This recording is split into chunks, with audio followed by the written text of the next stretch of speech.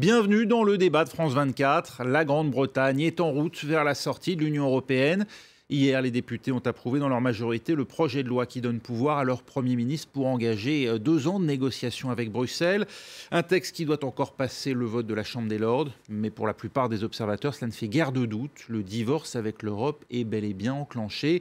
Même si tout le reste est encore très flou, un grand point d'interrogation auquel on va tenter d'apporter nous des éclaircissements avec nos invités pour débattre ici à ma droite. Jeremy Stubbs, bonjour. Vous êtes président du Parti conservateur britannique à Paris et contributeur du magazine Closer. Causeur, et non pas Closer. Je savais que c'était voilà, le lapsus, c'est arrivé. Closer, c'est les photos, Causeur, c'est le texte. Voilà. Face à vous, Alex Taylor, bonjour, journaliste indépendant. Vous êtes spécialiste des questions européennes et journaliste européen, bien sûr. Jeremy Stubbs, d'abord un mot du calendrier. Dans son discours prononcé mi-janvier, Theresa May s'était engagée à enclencher l'article 50 du traité de Lisbonne, c'est-à-dire notifier formellement Bruxelles avant le 31 mars. C'est donc un objectif dorénavant atteignable. Oui, tout à fait. Tout à fait. C'est en bonne voie. Et je ne crois pas que quoi que ce soit ralentisse le mouvement. Les Lords ne vont pas s'opposer au texte, d'après vous ? Ils ne peuvent pas s'y opposer de manière définitive. Ils peuvent tout au plus ralentir. Mais même là, c'est peu probable. On a vu une menace voilée de David Davis qui en gros disait si vous ne votez pas, les citoyens risquent de remettre en cause votre propre rôle. C'est quand même assez violent comme charge. C'est la même charge qui pèse sur tout le monde, en fait, depuis le résultat du référendum. Donc les Lords ne sont pas seuls à cet égard-là. Oui, mais enfin, on n'imagine pas la révolution de l'autre côté de la Manche. Nous, on a vu effectivement des têtes décapitées ici. Le propos est quand même assez brutal. Je m'étonne que vous soyez si choqués, surtout pour un Français. Alex Taylor, pour vous, c'est une manière aussi de mettre au pas les Lords, de leur dire, en gros, il faut voter comme la majorité des Britanniques l'ont fait lors du référendum. C'est assez intéressant psychologiquement, parce que si on lit la presse, qui est, comme vous le savez, à 85% pro-Brexit en Grande-Bretagne, et quand on écoute les Brexiteurs, le ton n'est pas magnanime. Et je pense, j'ai demandé à une amie psychologue avant de venir quel pourrait être le résultat de cette attitude, parce que menacer les Lords de leur couper les fonds si jamais ils osent apporter la moindre opposition, c'est un peu l'attitude de quelqu'un qui, au fond, n'est pas très sûr de la décision qu'il a prise, donc qui surcompense en étant très agressif vis-à-vis de ceux qui oseraient émettre le grand problème en Grande-Bretagne, si vous voulez, et on l'a vu lors des débats cette semaine, c'est qu'il n'y a pas d'opposition. Parce que même l'opposition travailliste, le leader, dont tout le monde savait qu'il était plutôt pour quitter l'Union européenne, a fouetté, c'est le mot employé en anglais, whipped, ces députés pour qu'ils votent le déclenchement. Les backbenchers, comme on dit, et pourtant une cinquantaine. Alors, il n'y a que les Liberal Democrats, 8 députés, et les Écossais, heureusement, qui forment une opposition en ce moment en Grande-Bretagne à cette idée particulièrement périlleuse qu'est le Brexit. Oui. Jeremy Stubbs, il faut le dire, ce vote du Parlement répond à une injonction de la Cour suprême britannique. La chef du gouvernement, Theresa May, espérait bien, en fait, au départ, pouvoir aller directement négocier avec Bruxelles et se passer d'un débat au sein de son Parlement. Mais finalement, elle est obligée de demander l'avis des députés. C'est un problème ou finalement plutôt une chance? Est-ce que ça donne plus de légitimité au processus au final? Je le crois. Et contrairement à Alex, je pense qu'il ne s'agit pas d'une incertitude de la part des membres du gouvernement, c'est plutôt une question de rapidité. C'est-à-dire que jusqu'à présent, on a vécu ce qui, j'hésite à utiliser une métaphore militaire, mais c'est comme une drôle de guerre. La décision a été prise en juin dernier. Jusqu'à présent, il ne s'est rien passé. Et je pense que maintenant, ce qui va se passer, quel que soit le résultat, on ne pourra pas le voir avant le déclenchement de cet article. Vous voulez dire qu'on a perdu du temps, d'après vous? On aurait dû agir dès l'année dernière? Non, on n'a pas perdu de temps, mais maintenant, le temps presse un peu. Oui. On s'étonne quand même d'entendre ça parce que c'est vrai qu'il y a quand même des personnalités conservatrices. On pense évidemment à Boris Johnson qui ont fait campagne. Alex Taylor, pour vous, il n'avait pas de plan pour la suite? C'est ce qui explique ce délai? Si vous tapez Boris Johnson sur YouTube, vous pouvez tomber sur je ne sais pas combien de déclarations de sa part comme quoi ce serait une catastrophe de quitter l'Union européenne. J'ai trouvé même avant de venir ça s'affiche tout de suite. Vous tapez Boris Johnson, single market, le marché unique, où il dit qu'en aucun cas, il faudrait sortir du marché unique. Eh bien, Theresa May a décidé de son propre chef. Donc maintenant, tout le monde est obligé de le suivre. Cette première ministre, si je peux rappeler, que personne n'a élu, même pas les membres de votre parti, et qui a décidé tout d'un coup que sortir de l'Union européenne, ça veut dire sortir également du plus grand marché du monde, le marché unique. Alors que ça, ce n'était pas du tout sur le bulletin du référendum. Et même certains, comme Boris Johnson, avaient rassuré les gens pendant la campagne en disant sortir de l'Union européenne, ça ne veut pas dire forcément sortir du marché unique. Nous allons donc décider, annoncer sans aucune opposition, sauf un membre du Parti conservateur qui était très courageux. J'invite les gens à regarder Kenneth Clarke. Kenneth Clarke qui depuis de longue date est très pro-européen, il faut le dire. Un discours, history will be kind to him. L'histoire sera très gentille à son égard quand on verra les dégâts de ce Brexit, parce que c'est le seul conservateur qui a osé braver les whips, les fouetteurs de son parti et voter contre le Brexit parce qu'il croit que dans l'intérêt national, ce n'est vraiment pas une bonne chose à long terme. Jeremy Stubbs, c'est une machine folle qui s'est engagée, comme semble le dire Alex Taylor aujourd'hui, c'est-à-dire qu'on est passé de l'idée de quitter à aujourd'hui même ne plus faire partie du marché unique, perdre le passeport financier, bref, tous les avantages que jusque-là le Royaume-Uni obtenait de sa présence dans l'Union européenne. Ce que voulaient ceux qui ont voté pour la sortie, c'est assez clair. Ils ne veulent plus la libre circulation des personnes. Alors, selon les règles mêmes de l'Union européenne, selon les 4 piliers, on est obligé c'est la contrepartie de sortir. Mais il n'y a pas de machine folle. C'est la volonté pour vous, c'est comme ça que vous analysez, vous, la victoire du Brexit, un refus de la libre circulation des personnes avant tout? Oui, surtout, c'est ça. Je ne dis pas que ce soit la meilleure solution, mais c'est certainement ça qui a été voulu. Et c'est là où il est difficile d'aller contre une opinion que nous avons... Oui, mais est-ce que, pardonnez-moi, mais est-ce que sortir non seulement de l'Union européenne mais du marché unique correspond à la volonté des députés quand on sait que les 2/3 d'entre eux s'étaient prononcés contre le Brexit, les voir à une majorité de plus des 3/4 hier donner cette permission, cette possibilité au gouvernement d'enclencher l'article 50, est-ce qu'ils ont voté selon leur conscience d'après vous hier? Ah oui, tout à fait. Tout à fait. Vous pouvez me dire que ce n'est pas selon leur intelligence, mais c'est certainement selon leur conscience et selon leur interprétation de l'opinion publique. Oui. Et comme nous sommes, bien sûr, dépendants en ce moment de l'opinion publique, eh bien, nous saurons au fur et à mesure que les négociations se feront, quelle sera l'évolution de cette opinion. Vous savez, est-ce qu'on pouvait aller contre la volonté de 52% des Britanniques? Je vous rappelle que c'était 52%, c'est un point que j'ai dit, 52% des Britanniques qui avaient le droit de voter parce qu'on a exclu de ce référendum les jeunes qui avaient le droit de voter dans le référendum sur l'indépendance de l'Écosse, les 16-18 ans, et c'est leur avenir qui est en jeu. On a exclu aussi de ce vote, nous, les expatriés de plus de 15 ans, il devrait y avoir 1 million à peu près, et qui sommes concernés au premier chef. Parce que moi, je perds tous mes droits de rester en France, tous mes droits qui découlent de notre appartenance à l'Union européenne. Donc, dire que c'est suivre la volonté du peuple, on verra bien par la suite. Il y a une chose qui, moi, m'a frappé. Moi, je me rappelle des députés britanniques qui, justement, suivaient, mais par masse, fouettés par Tony Blair, sur la guerre en Irak, la deuxième.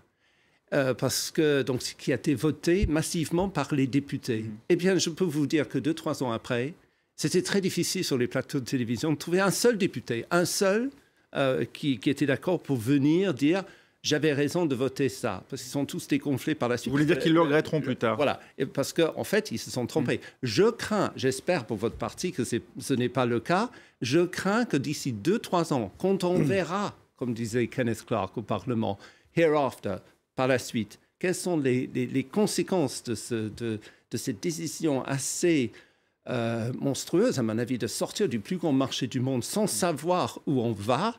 Si c'est... J'espère que pour vous, ce n'est pas le cas. Oui, mais c'est la volonté des électeurs. C'est le pari de Pascal. C'est la volonté non pas des députés, mais des électeurs. Des électeurs de sortir de l'Union européenne, pas de sortir du marché unique. Comme disent beaucoup d'opposants au Brexit, personne n'a voté pour avoir moins d'argent, pour avoir une économie plus faible. c'est déjà en train de se passer. Ma belle-mère, que je cite toujours, a très peur parce que les produits dans son supermarché, on dit toujours que le Brexit, c'est la victoire des pauvres. Et les retraités, elle n'a pas beaucoup de moyens. Les produits, à cause de la chute de 20% de la valeur de la livre, les produits dans les supermarchés commencent à grimper déjà. Jeremy Stubbs, je vais vous donner l'occasion de répondre, mais peut-être un point à préciser, puisque Theresa May, pour obtenir l'accord massif du groupe conservateur qu'elle a d'ailleurs obtenu, s'est engagée à ce que les députés se prononcent à l'avenir sur les termes du Brexit avant le résultat final des négociations entre Londres et Bruxelles. Quel pouvoir ça donne concrètement aux députés de peser sur le contenu de ce que sera le Brexit? Je pense que les députés ont l'occasion, bien sûr, de s'exprimer au cours des mois à venir et donc de peser. Mais cette version finale, définitive, avant le jour J, c'est à placer à côté de l'alternative qui est une sortie brutale sur les règles de l'OMC. Donc, ils ont le droit de dire oui, c'est une bonne idée. Mais c'est tout, c'est consultatif finalement. Ils ne pourront pas infléchir sur la qualité de l'accord. Pas à ce moment-là. Ils auront l'occasion avant. Et puis, ça veut dire qu'une sortie de l'Union européenne, s'ils ne le souhaitent pas, pour diverses raisons, enfin une sortie du marché unique, pardon, bien sûr, de l'Union européenne, elle sera effective, mais une sortie du marché unique, s'ils ne le souhaitent pas, elle pourrait leur être imposée par le gouvernement. Je pense que maintenant, cette sortie, elle est programmée, il faut le dire. Mais en même temps, qui peut savoir ce qui va se passer? N'en déplaise à la belle-mère d'Alex, pour qui je commence à avoir une certaine affection, nous ne savons pas ce qui va se passer. Nous sommes en train là de rejouer la campagne d'avant le référendum. Le ciel va tomber sur nous. J'espère aussi, pour nous tous, que ça n'arrive pas. J'espère que l'intelligence prévaudra. C'est quand même un peu fort de café, si je peux me permettre, parce que tout l'argument... Évidemment, c'est le côté immigration qui a fait gagner le Brexit. Mais puisque les Brexiteurs ne pouvaient pas trop proclamer on ne veut plus d'immigrés, et ils ont brandi l'argument de la souveraineté du Parlement britannique. Mais c'est quand même fort de café maintenant qu'il faut tirer Theresa May, qui s'est opposée bec et ongle à ce que ça se débatte même dans le Parlement pour qu'il y ait un peu de souveraineté. Il y a quand même la question des travailleurs, alors détachés et pas seulement, en provenance d'autres pays de l'Union européenne. J'y étais lundi, j'étais à Londres et j'ai fait un débat avec eux. Alors c'est la seule question sur laquelle je suis un peu d'accord avec ma première ministre, c'est que j'étais face à 450 ressortissants de l'Union européenne qui travaillent en Grande-Bretagne et qui voudraient donc que le gouvernement leur dise vous aurez le droit de rester. Ça a plus ou moins été promis, mais en même temps, quid de nous, les Britanniques? Je pense qu'il y a au moins 2 millions de Britanniques dans l'Union européenne. Si on donne tout de suite unilatéralement le droit à tous ceux qui sont en Grande-Bretagne de rester, je ne sais pas qui restera pour défendre mes droits si tout d'un coup le gouvernement français ou le gouvernement espagnol, ce qui est tout à fait possible, c'est 600 000 retraités britanniques dans les hôpitaux en Espagne, si tout d'un coup l'Espagne ou la France décident les Britanniques ne peuvent plus rester. On les a mis en situation délicate, ces Britanniques qui vivent ailleurs en Europe, Jeremy Stubbs? Non, je ne crois pas. Nos droits dépendent de l'Union européenne. Je pense qu'un tel accord doit être réciproque et dans les objectifs déclarés par le gouvernement, on trouve justement celui-là. Le maintien. Donc, oui. Un mot peut-être de la question écossaise. On a très peu de temps pour en parler. On va juste écouter ce que disait Theresa May en réponse aux députés écossais qui ont voté à titre informel pour rejeter cet accord donné au gouvernement britannique d'engager les négociations et qui émettent de plus en plus ouvertement maintenant la question d'un nouveau référendum d'autodétermination. Écoutez la réponse de Theresa May.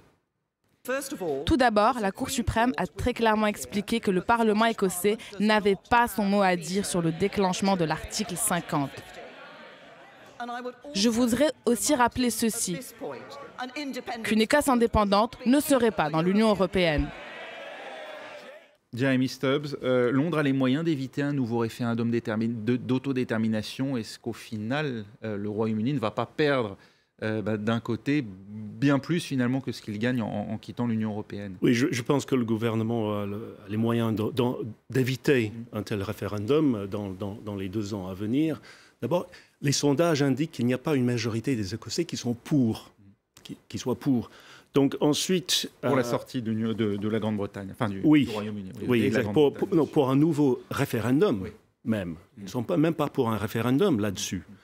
Et il est vrai que, il faut le dire, l'état économique de l'Écosse est tel qu'une sortie du Royaume-Uni serait désastreuse pour les Écossais, et ils le savent. Et rester dans le marché unique ne compenserait pas les pertes possibles. Si tant est qu'il puisse y rester, tout dépendra, d'après vous, Alex Taylor, de ce que Bruxelles fera ou ne fera pas en direction de l'Écosse? Non, tout dépendra de l'économie. Comme disait Clinton, it's the economy, stupid. C'est l'économie qui décidera de tout. Et si vraiment d'ici 2 ans, ce que je crains, l'économie aille très mal avec ces décisions de sortir du marché unique, là, ce que Jeremy n'a pas dit, c'est que les sondages, pour le moment, le dernier sondage dans le Herald hier, donnait 49% des Écossais. Donc, on touche quand même à un seuil qui est assez dangereux. Et rappelons que sur 63 députés écossais au Parlement de Westminster, 60 sont indépendantistes. National Party, oui. Donc, je pense que si les choses vont mal économiquement, d'ici 1 ou 2 ans, les Écossais, ça va être facile de franchir la barre des 50. Le mot de la fin, Jeremy Stubbs? D'abord, un point de détail. 51% sont bien sûr favorables à rester, oui, mais beaucoup plus sont défavorables à un référendum maintenant. Oui. Le SNP a un certain pouvoir de nuisance.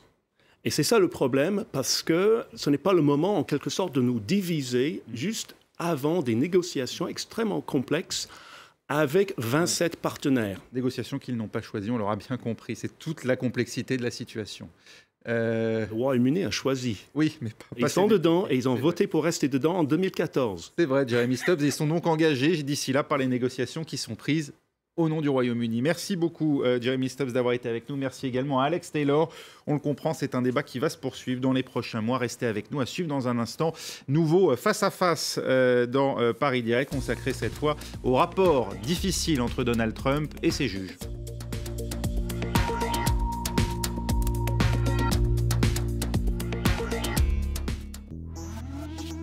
Billet retour, présenté par Pauline Simonet. Soudan du Sud. Sur fond de rivalités ethniques et politiques, une guerre civile éclate en 2013 dans cette nation créée 2 ans auparavant.